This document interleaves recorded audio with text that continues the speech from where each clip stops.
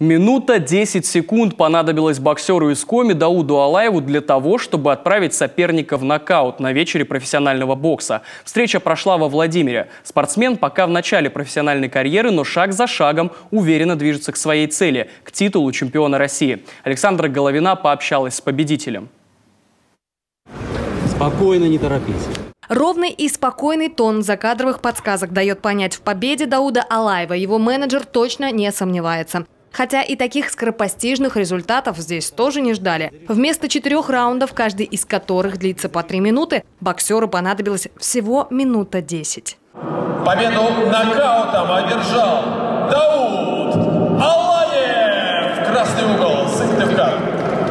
Решающим оказался точный удар по области печени. Сначала пробный, и вот второй уже окончательный и бесповоротный. При этом возможности узнать соперника поближе накануне этой встречи у нашего земляка попросту не было.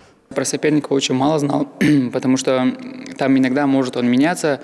Я как бы его боев не видел и самого его не видел. Боксер был из Екатеринбурга, он сам из Таджикистана, а так выступал за Екатеринбург. Мухсудин Расулов его зовут. И соперника самого-то я не видел, даже бой у него, просто уже вышел и вижу, что у него корпус у него открытый. И просто я первый раз попал ему, посмотрел, попаду ли я, и потом как бы провел финт и ударил его по печени и попал.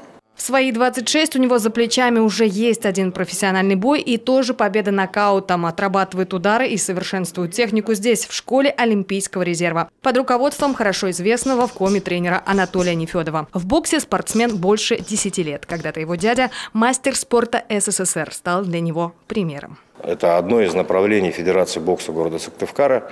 В прошлом году мы его начали.